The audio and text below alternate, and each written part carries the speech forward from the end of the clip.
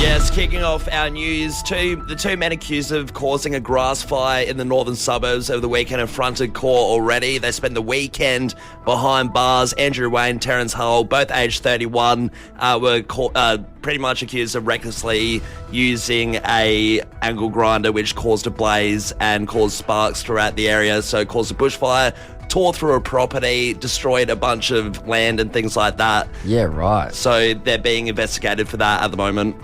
In other news, Adelaide's Chibo Espresso Cafe is going to be taken over by Gloria Jeans. I saw this. So this is a huge deal. $2.7 million was the transaction for this one. So it's Gloria Jeans' effort to pretty much take over the coffee scene, take over all the Chibos. Well, I haven't seen a Gloria Jeans in a long time here in Adelaide, and I see a lot of Chibos. I frequent a lot of Chibos, and in my head, I feel like Gloria Jeans is not as good as Chibo. So, well, they're taking over. That's their grand plan. Yeah. I'm not happy about it.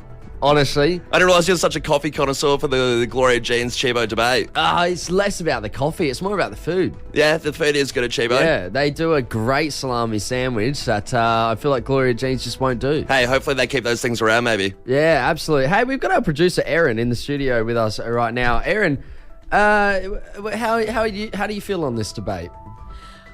Oh, well, actually, I'm a little bit biased because I used to work at Chibo. Oh, really? A long time ago, yeah. So you got it in your blood. I do, yeah, You absolutely. know the recipe to the salami sandwich. I absolutely do. I was a barista there for about 5 years. We're going to have a chat off air. I think so, yeah. And I think we might have to lobby this one. Yeah, we can band together. Not around Gloria Jeans? Again, I'm a little bit partial to Chibo. I've got that bias.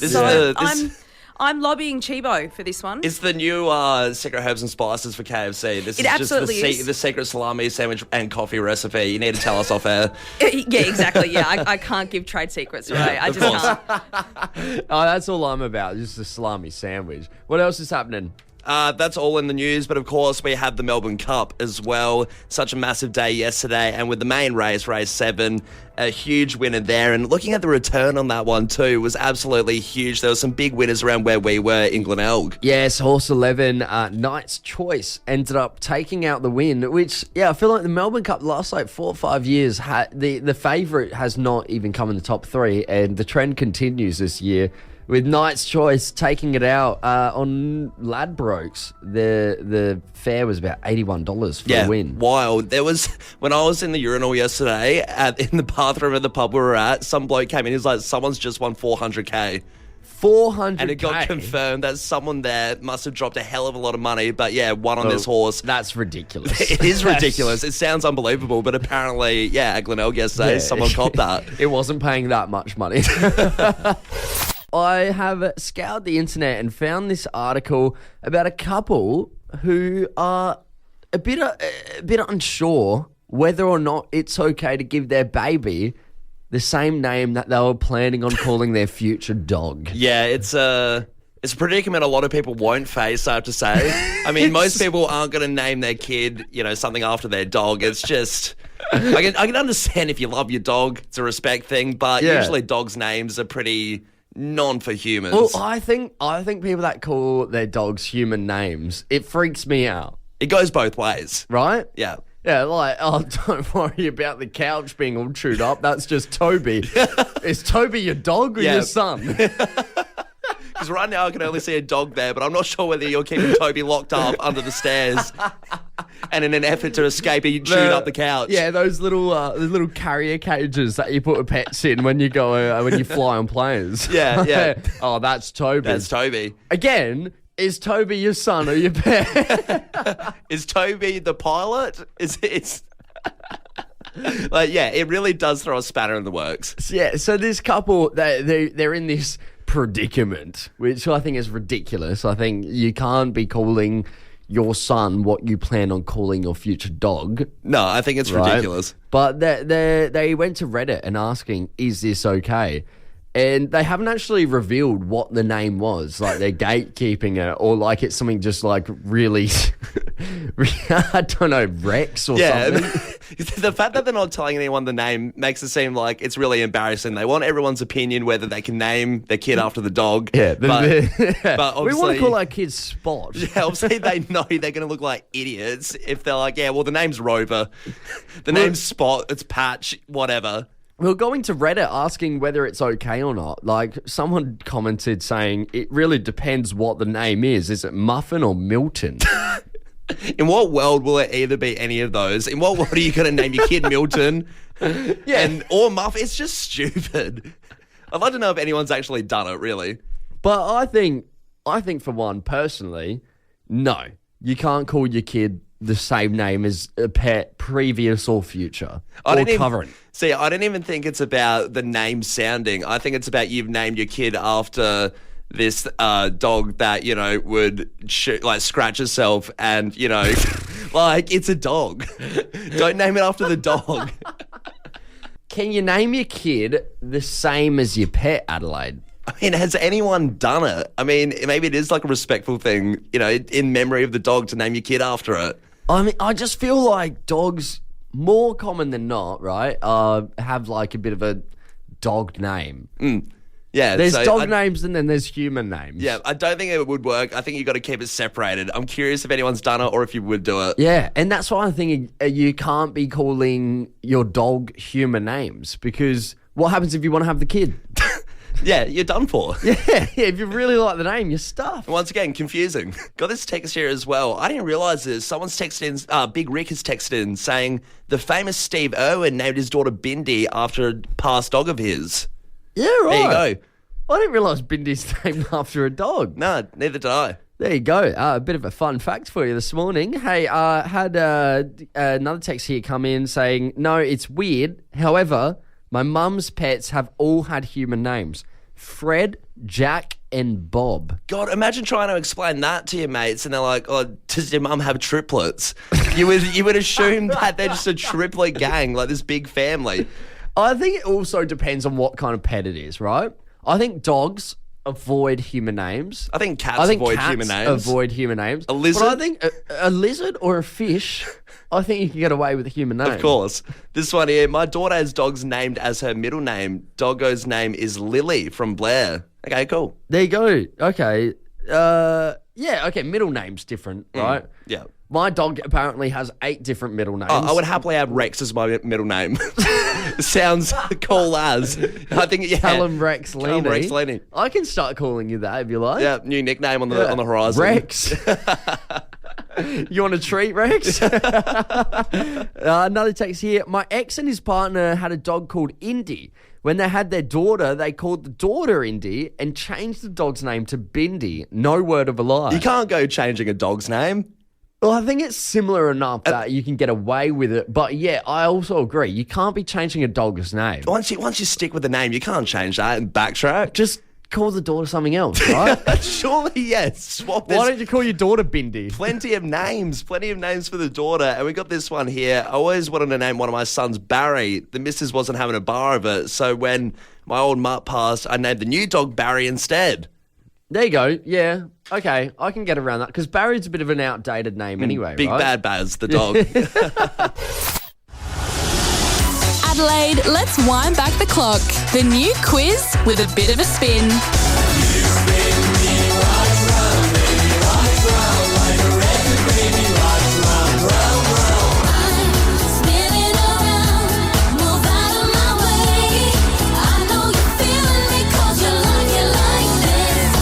It's Wheelie Wind Back Wednesday with Tom and Callum on Fresh 92.7. Yes, our favourite quiz show. It's Wheelie Wind Back Wednesday, the game where we spin the big wheel and take you for a spin through the decades from the 90s all the way up to the 2020s. Hey, this one is awesome and we've got a great prize attached to it as well. If you win, of course, you get tickets to Picnic in the Park. That's it. Not just tickets, a double pass so you and a mate can go along to Picnic in the Park. They got a petting zoo for all ages.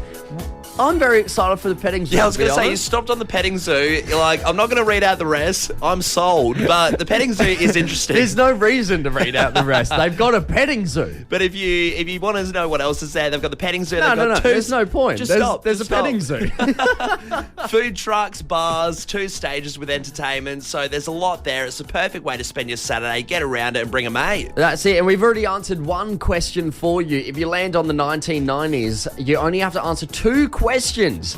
And you could be winning a double pass to Picnic in the Park. That's a pretty easy going Wednesday morning. It's an easy Wednesday. Have your coffee, do a quiz, win some awesome tickets. Get around it. Yeah, first up, we're going to Kapunda. We got Megan on the line. Megan, good morning. How are you? You? Yeah, very good, thank you. Now, Megan, what decade are you hoping to land on here? Yeah, 90s should work. 90s, okay. 90s. And of course, All right. we've Yeah. answered one of your questions from the 90s, so you only have 2 left. It'll work in your favour very nicely. Okay, I'm nervous. All right, Erin, you know the deal. You got to do your best to try and land on the 90s here. How's that wheel spinning arm feeling? Good. I've just done a few burpees out the back, so I'm ready. The blood is flowing. Got a warm-up routine? You absolutely have. I train very specifically for this. So I hope your arms aren't too dead from the burpees. No. No? Again, I'm training, so I'm building the muscular that I Yep. need. Yeah. You know what? You're going to have to do a full rotation. You're on the 90s now, so I reckon it's going to be a big spin on this one. You're going to have to show off the muscles. All right, let's do this. All right. Spin that wheel. Oh, Actually. oh. No. What have we got? We've got the 2000s. Megan, how do you feel about the 2000s? Yeah, okay. No. She should be all good. Alrighty. We'll try to do our best. Hopefully the questions aren't too difficult. Megan, Okay. first question. Which online video streaming platform was launched in 2005? Oh, God, can I pass that one? No passes. There's no pass. Megan, Okay. what video streaming platform? What do you watch online? Where do you go to see videos? Oh, not TikTok, not YouTube. YouTube is Hey, correct. you got it. You got it. Okay, all right. All right, Megan. Which planet was demoted to dwarf planet in 2006? Oh, God, I don't know. Have a Yeah, I stab, don't know. Megan. In our solar system, just name any planet. Which one is named a dwarf planet? Yeah, this happened in 2006. It's not Mars. It's not Mars. It's not Not Mars. Venus. No, can't go for a double crack. Ease up, ease up. I don't mind it though. I don't mind going for the double. Just trying to get one in there. Megan, stay on the line. We might be coming back to you. We're going to go to Michael over in Point Cook. Michael, which planet was demoted to a dwarf planet in 2006? Pluto. Michael, the astronomer, on the line. He's calling from NASA as we speak. You only got one question left and you'll secure these tickets to Picnic in the Park. Alrighty, Michael. Lovely. Who narrated the 2005 film War of the Worlds? I've got no idea. He's got a really iconic voice. Think of the most iconic voices David in Attenborough. Hollywood. Oh, you know what? Good guess. It's a really iconic voice. I No. can see where your head's at for sure. Yeah, absolutely. We're going to go to Kelly over in Tarlee. Kelly, who narrated 2005 film War of the Worlds? Oh, I have no idea. I'm going to go Peter Dinklage. Okay. Also incorrect, but I don't mind you thinking there. You know what? This person is the most, I would say, requested person to do impersonations of when you're at a dinner party. Is the go-to that everyone claims they can do his voice and they're really good at it, but usually they're not. You know what? Can you do a good impression of him? I reckon I could. I'd love to hear it. Go on. I'm For a at- bit of a hint. I'm at a dinner party. Oh, that was awful. Jules over in Evanston, who narrated the 2005 War of the Worlds. Ignore what Callum did because that was terrible. might just throw you off too much. Just, forget that. It's the magnificent Morgan Freeman. She's done it! Jules, you've just won a double pass to Picnic in the Park. How good? Excellent. Thank you, guys. Jules, next question. Now that we know it is Morgan Freeman, we can be open about that. How's my impersonation? I'm going to give it a 7 out of 10. A 7 out of 10 is dinner. Jules, you are generous. That's dinner party worthy. Effort. Yeah, the effort. Okay, yeah, I understand that. Exactly. Jules, congratulations. You've just won yourself a double pass to Picnic in the Park for this Saturday. Awesome. Thank you. Cheers, Jules. Cheers for calling up. Yesterday, we were out in Glenelg for the Melbourne Cup. Yes, great time at the pier. Yes, at the pier in Glenelg, enjoying the day. And after the pier wrapped up, we went and hung out in Glenelg for a little bit. I went and got a gyros. Very hungry, right? Right, yeah. Who knows where the story's going? You just outlined the recipe. I have tzatziki, cucumber, Lettuce, I believe tomatoes. there was a bit of tabbouleh in there. Where's it going? I'm just going through my day. Yeah. I went and got a gyros. It was great. No, I went and got a gyros, and then I was like, I got to go home. Right? Wrap it up. Yeah, I had to wrap up the day. I got to go home. So I caught the tram from Glenelg to the city, right? And on my full stomach of a gyros, you know how I don't know if this happens to everyone, but this happens to me. After I've eaten and I'm full, I get so tired. Well, you have a turkey gyros. You left that out of the ingredients. Got a bit sleepy. Yeah, I went full turkey mode. No, I was full. I was satisfied, and I got a bit sleepy. And I was on the tram, and I decided, you know what? This trip is boring. I'm gonna have a nap. Well, you had a little kip on the tram. I used to do this all the time on the way to school. So are you setting an alarm though? Like, are you setting an alarm for? No, God no. I'm in a public place. Yes. I'm not going to set an alarm and have people have the anxiety of hearing meh, meh, meh. Also, people just looking at you being like, does this guy think this is his bed? Like, he's got a glass of water next to him and an alarm clock. No, when I went to school, I used to nap on the bus to school and back home every day. All right, so what happened? I just knew the amount of time. I'd get like a good 5-minute kip in on the way to school or on the way to home on the bus. So I was like, hey, I could do this. It hasn't been too long. Yeah. So I have a kip on the tram back to the city. Next thing I know, I'm getting shaken by this elderly couple, right? And they're like, "G'day, mate. Like, how you going?" Like, yeah, not bad. Why are you waking me? They say, where are you getting off? Out of curiosity. What did you say, Mum? I don't want to go to school. Tell the principal I don't want to come in. Give me a sick note. No, I was like, I'm getting off in the city. And they're like, mate, we've been to the city. We're halfway back to Glenelg. So this is why you were absent for hours. This is why I was absent. I fell asleep on the tram, and I was so tired. I slept through every single stop, including on the way back to Glenelg. So it's gone all the way back there. Gone to the sea, not gone all the way back. Halfway back to Glenelg. And I'm like, oh no, that's all right. I'll get off the tram. I'll get on the next one back to the city. Get back on the tram, sit down, find my place. I'm like, oh, jeez, still a bit tired. Yeah. Fall asleep again on the tram. A second time. Yeah. A second nap. Yeah, second nap. Because you didn't learn from the first one when the first elderly couple woke you up. Well, when you wake up from a nap, you're still tired, right? So I'm on the tram. I'll have another little quick kip, and I'm on the I'm on the nap train at this rate. It's a sleeper train, right through Glenelg. Next thing I know, I'm getting woken up again. I'm getting shaken by another elderly couple. Like, mate. Are you right? Where are you getting off? I say, the city, like the Ra. Yeah. They're like, nah. We're halfway back to Glenelg. Jeez. You've missed the city. I did it twice. It got to a point where I was like, screw this. I have to get an Uber. It's given the vibe of when you see in a movie someone's accidentally been frozen for 100 years. You've woken up and the old couple like the Ra hasn't existed for 2,000 years. Hey, Tom, there's a new update for Instagram that's been trialled in New Zealand, and it's a bit controversial what they're doing. So it's not here. Don't fret. It's not in Australia yet, but it's getting a trial run over in New Zealand. What I don't like about this is New Zealand is like our backyard.